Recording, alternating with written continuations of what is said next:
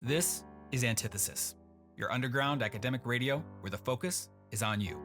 For those that are in the thick of it today, we know what you are living through. And for those that chose or were forced onto a different path, we know what it costs. We're here to be your companion and to help you reorient your compass a bit, to help make sense of it all. Thanks for being here. The opinions expressed here are my own and do not reflect those of my employer or any entity professionally affiliated with me. Topics in these podcasts will be familiar to many, if not all, within the academic and scientific communities, within institutions, industries, and employers of all kinds. Some of these topics may be of a highly sensitive nature to certain listeners, particularly those that have experienced or are experiencing them, and could trigger some emotions that are upsetting or distressing. I've created this space to speak openly about these topics with the broader goal of helping individuals cope, adjust, and adapt constructively to the many challenges at hand. With that said, thank you for joining me. Antithesis, Episode 19, Intention. Hello everyone, thank you for joining us for today's episode. With times being as they are, for some matters, as much in any age as today, but lately we are at an interface. No, actually a precipice, where differing conventions of information gathering and processing, if we can even use that term for the latter, are now cutting us down to the barest of common denominators. As quote-unquote influence now comes from every corner and all types of sources, with any threshold of vetting for many folks long gone. It is stupefying to the point of acute, blinding pain that the word truth is now tossed around like a curse word, and at times it seems with even less respect. It seems as if individuals were never even given the simplest of examples for what truth is supposed to mean, nor excoriated once in an act of wrongdoing to appreciate a moral understanding that I'm sure many of you recall the famous words, "I shall never tell a lie." We started this podcast series a handful of months ago as we aim to convey some simple thoughts and approaches to how science and scientific thinking is based so heavily on probabilism, how hypotheses are indeed like mini belief systems, and that they're sort of a special circumstance because how we as scientists need to think of them is that we should never pose the idea that a hypothesis is supported by data is guaranteed to be 100% correct or the truth. And not because our hypothesis and subsequent observations might not agree with each other, but because our efforts as we do experiments is really to show the inverse of that in a way. Not just that we have gathered data to support our idea or hypothesis, but that we disprove that there is no insignificant change taking place when we do an experiment and changes the variable and measure the outcome. I know this point might be tying some of you into knots because it can be a weird concept, and this concept is known generally as the null hypothesis. Let me give you a simple example. If we have a hypothesis, what we actually call an alternative hypothesis, because that's a terminology, that heating water with a flame will make its temperature rise and it will boil at 100 degrees Celsius. What then would be the null hypothesis? Again, our alternative hypothesis is that heating water with a flame to 100 degrees Celsius would cause it to boil. So the null hypothesis would state that heating water with a flame to 100 degrees Celsius will not make the water boil. And from firsthand experience, does that sound crazy?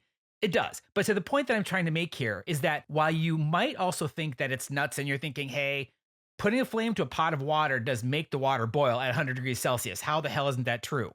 Well, it is true at 1 atmosphere of pressure. And of any example that would be 99.999% true, if not 100% true, that would be the one. Now, for you nerds out there, if I changed the pressure of that system to be higher than 1 atmosphere, the water's boiling point would be higher, right? So it's all about the conditions of the system. But back to the point. How we scientists should be thinking first and foremost is whether or not we reject the null hypothesis. And really, at least it should be our primary driver. Quote, when we put a flame to a pot of water, it will not boil at 100 degrees Celsius. Under normal conditions, we reject that null hypothesis, right? Again, to many of you, the null hypothesis may sound odd, but you see, as scientists end up doing their research, and sometimes incredibly complicated experiments, we are and should be aiming for rejection of our null hypothesis before jumping anywhere to saying, hey, our hypothesis is supported. Now, for those of you listeners that might be very much hardcore into the philosophies of science and how science is practiced, here I'm thinking of my graduate advisor, I hope you would find this as a not unreasonable way to describe how we need to think of hypotheses as we forge our way toward identifying the truth of how a system works. For me, a simple way to put it is by disproving that the system is not impacted in an intractable way, or even not at all, then you are gaining traction into understanding how that system works. I'm wanting to highlight this perspective here today because for any scientist or engineer, of course, there are moments where we can feel some excitement, even a bit of admitted relief, because things are working out in the way we anticipated. And again, These lend suggestions that we're venturing towards learning the truth.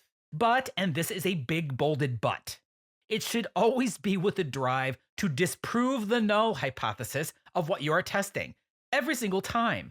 And that no matter how statistically significant an experiment may be, you should still harbor some healthy skepticism. And that no matter how statistically significant your results appear to be, even after numerous repeats, what we scientists call replicates of an experiment, you should still harbor some healthy skepticism. And just so I'm crystal clear, I'll repeat that. No matter how statistically significant your results appear to be after repeated replications of an experiment that appear to support your hypothesis and disprove the null hypothesis, you should still maintain some skepticism, even just the slightest bit. I'm betting that most of you listening might be thinking to yourself, this guy is on crack, because that doesn't seem like it makes sense at all. In the end, isn't our goal to believe that we completely understand how something works in our research? Well, from the very beginning of the series, I wanted to instill some fundamental scientific principles and philosophies on you. And indeed, your job as a researcher is to maintain that skepticism at all times and to pursue the support of the null hypothesis with all of your might. To do all you can without passion or prejudice, to prove yourself and your own thinking wrong in every conceivable way before you should have any right to feel that you are correct. And with that, I'll pause for a moment. And we reflect back to the start of this episode, and we think of our societal challenges today throughout the entire world. And I want every one of you to consider if what I'm saying is true, and academic researchers should for the most part be torturing themselves to try to prove themselves wrong to the maximum first before they should permit themselves the stance that, according to their gathered data, that they are indeed correct in their thinking about their alternate hypothesis. Then what is the threshold today for truth? From the influencers, from the commentators, for you as a human and a citizen of the world? Should it be that our threshold for accepting the truth from any given source, potentially valid or utterly invalid, should be measured by what we deem easier to accept? Or can each one of us, academic or not, build up steeper means of discretion? Rather than taking a stance on whether you agree with what is presented to you up front, taking the counter philosophy and asking yourself the question, has this individual done anything to disprove that they are full of that their statement is based on any explicit, tangible evidence based on their own concrete sourcing? Trying to draw a parallel between experiment-driven research principles and how you think about the behemoth amounts of material that is shoved down our throats every single day on social media and some entertainment networks. I knew as I thought of this concept, it's sort of a steep ask. But I'm hopeful it can resonate with you to think, show me why I should not disagree with you. Definitely feels different and maybe even a bit argumentative when contrasted with, show me why I should agree with you. But therein lies the matter that our efforts should always be directed towards disproving something and failing to disprove it, rather than simply thinking you're proving something. And the fact of the matter is, we should all be skeptical to some degree and active in what we are willing to accept that is put in front of us. This does not mean becoming an inflexible ass for all things presented to you, but it does mean don't be such a sieve to anything or everything that is. Seeing more and more the trope, the meme, of folks in all walks of life saying DYOR, do your own research. And while the premise, the heart of this, I really have tried to convince myself, is so well-intentioned, but the more I see clips of social media influencers and folks that are plainly disreputable with their motives touting DYOR, it makes me want to gouge my eyes out, because surely it takes merely a single web search to find the site that you find agreeable to your desire, whether it's an opinion, a product, or a scam. It can and does so often lead to catastrophe. Is that truly DYOR? Sourcing information, so much of it horrible, inauthentic, completely untrustworthy, has become too damn easy.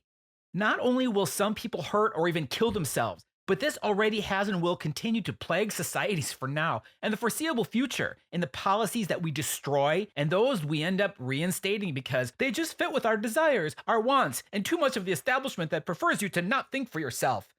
And of course, my exercise in how to think about information and its presentation to you will be ignored by many because all they want to believe is what they want and that they are right. And for those of you that might recall episode 1, Suffering, this is what, in the research world, we call the slippery slope to data fabrication and fraud. Maybe if we could only bring to light to some folks the fact that much of what is being peddled is not just misinformation, but disinformation by bad actors, by adversaries, foreign and domestic. Maybe, just maybe, they'd see the severity of the threat on us all. Maybe this would be enough to shift the tide. Today, this discussion on the principles of evidence deliberation and research and the struggles with which everyday people are clearly having in either knowing how to make substantive efforts to ascertain reliable information or they're blatantly not caring. We feed into the following question: what is your intention? And equally relevant, what are the intentions of others? Like so much of what we've covered in this series, our personal and working lives are a cornucopia of different people, different perspectives, with deeply complex dynamics. And as we think of those of you that are either much farther along in your careers and lives, or those of you that are just getting out of the gate, so much of this is emotion driven and emotion producing. And we think about all the factors that play first into our reactions, second into our behaviors, and third into our corresponding resulting actions. During our lives, we all face times of intense pressure and emotion, and this applies to some of you at this very moment. I want to provide some reflections and perspectives on not simply acceptance of a situation, but what I feel is even more important, the crucial acceptance of yourself. So much of this revolves on what we just covered. Others and how they make their decisions and what influences them. How you made and make your decisions, and particularly when driven in response to others and during periods of duress, especially those in authority over you. I know how often I've felt and hear this so often, that being trusted and consequently empowered by superiors is really the ultimate that so many of us desire, and hopefully for a majority of us, that we truly deserve. And if not yet to a degree, that we can eventually achieve that merit, with that empowerment providing a feeling of freedom. Note the opposite of feeling trapped, with that word reflecting too many situations and environments today.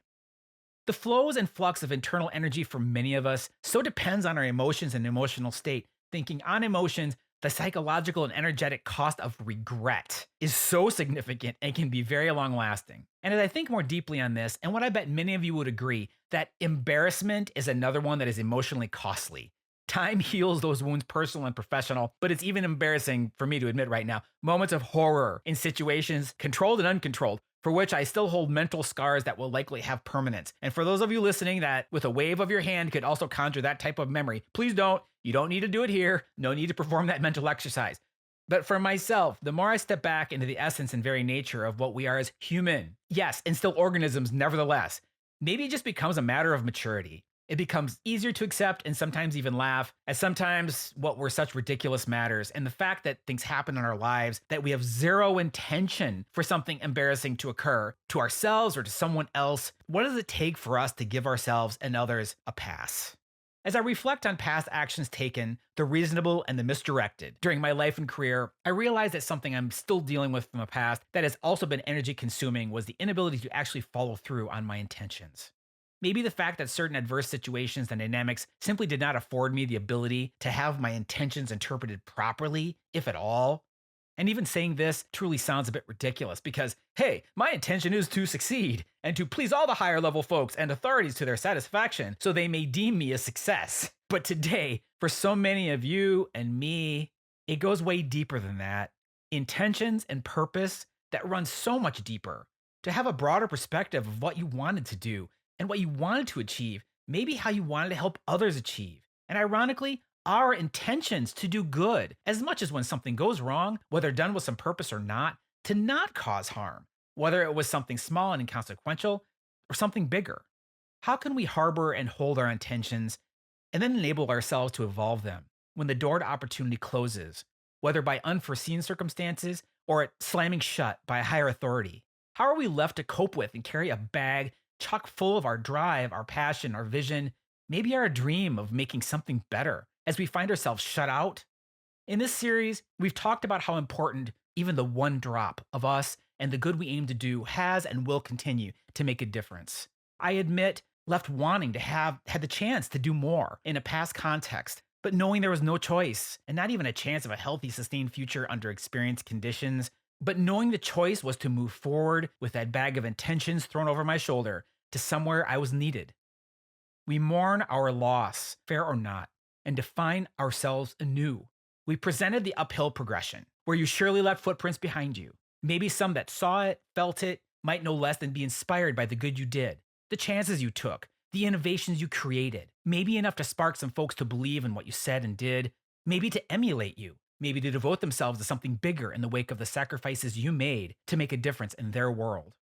Examples of this pervade human existence. And for every one of us in one form or another, and now with hundreds of thousands of examples of this happening today in real time, in every arena, every corner of our country. And what is applicable to each of us in such difficult situations, past, present, and future, is the question. What is the true intention of these actions that befell us? And it becomes abundantly clear that any discretion for intentionality has become so eroded in our lives, in our workplaces, in the broad behaviors of our society. While there may often be clear goals and the outcomes or reactions that are desired from actions taken by others, and sometimes us, any interest in digging more deeply to gather understanding into motivations, to have some connection with purpose, seems now mostly to be an afterthought, even if a consideration at all. So yes, the struggle to take your bag of good intentions, to make a difference, pack it up, and carry it on your continuing journey takes some reflection and consideration.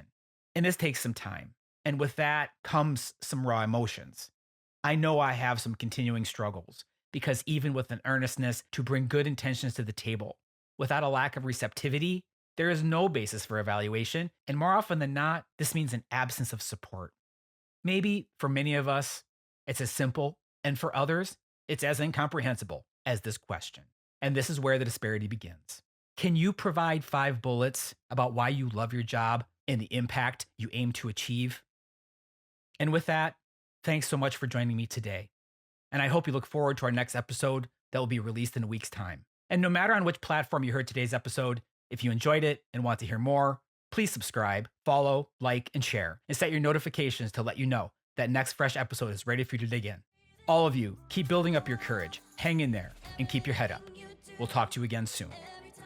Continuing 30 years of experience with stories in and beyond the academic realm, Antithesis is a podcast that will take these perspectives and philosophies and pull them, along with you, the student, the researcher, the innovator, the educator, into the sunlight.